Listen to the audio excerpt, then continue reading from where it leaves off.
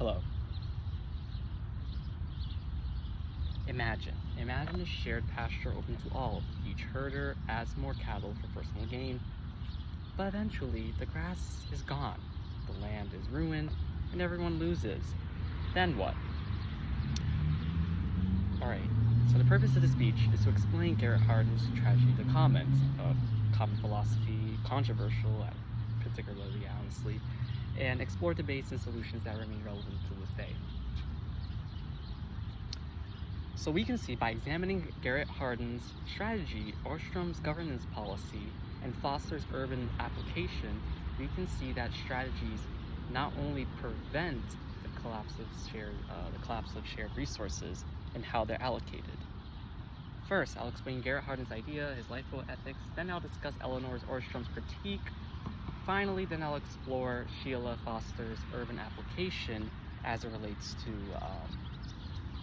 systemic inequalities in America.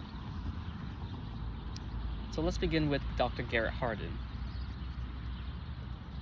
The Tragedy of the Commons is a 1968 Science Journal article that discusses how shared resources and overpopulation and overgrazing and influx of immigration can cause an overuse of not even just physical resources, but monetary, like pretty much any resource.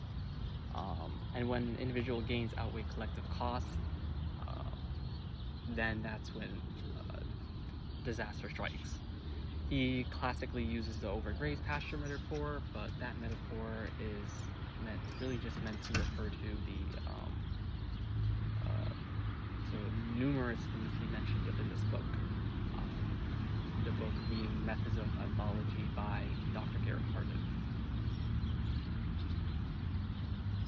He particularly talks about, for instance, according to Dr. Garrett Hardin, he stated, freedom to all, freedom in the commons brings room to all. And then he also goes on to say, quote, the tragedy of the commons develops in a way you picture a pasture open to all. And then he further goes on to say that the only coercion I recommend is mutual coercion. Then he goes on to state how mutually agreed upon the majority will be effective. So he's basically a utilitarian, which is a person or an ethical theory that prioritizes the needs of the majority at the expense of minority, regardless of the implications. And in his lifeboat ethics, he refers to rich nations' lifeboats. He warns about limited capacity and how we cannot help others, we can't help everyone if we cannot even help ourselves. He warned about exceeding the carrying capacity, referring to the lifeboat, which is a highly controversial moral stance, but he pretty much goes right into morality. We recognize the limiting boat capacity as he states. We must recognize the limited capacity of the lifeboat, and that admitting everyone would be a swamp of boats, and tragic choices are unavoidable. He goes on to say that a true spaceship would have to be under control by a captain. No ship would possibly survive if its course was determined by a committee. So he's essentially for the collective, but prefers a little more authoritarianism in a way. While Hardin warns others about the inevitable overuse, others challenge the idea, like Ostrom and Foster. Foster's critique of Hardin's inevitability, it comes as no surprise. She is often called a collectivist and is a very, pretty much anti-utilitarian in a way. She challenges the idea that only privatization or government control really works. However, she does emphasize on the idea that communities with empirical data manage to successfully mitigate or help out with the commons, the issues that the commons do face. She goes on to state that the tragedy of the commons is inevitable. Individuals can organize or govern themselves to obtain continuing joint benefits when they face problems of interdependence. And then she goes on to say, what is missing from policy analyst toolkit is an adequate specified theory of collective action whereby the principals can organize themselves voluntarily. She goes on to talk about how resources are best served when they serve the entire community and help everyone rather than help a few. This is mirrored by Sheila.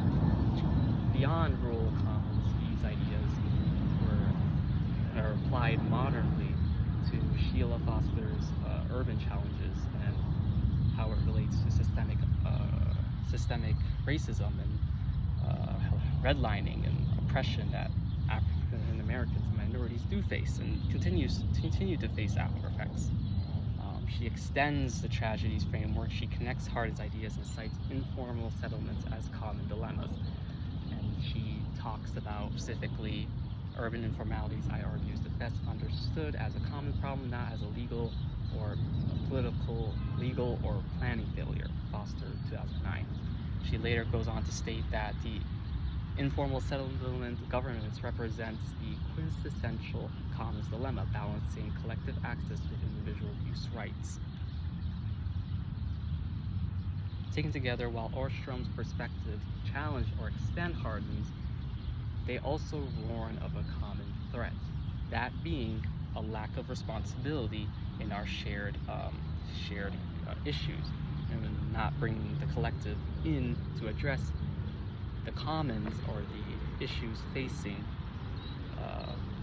the world.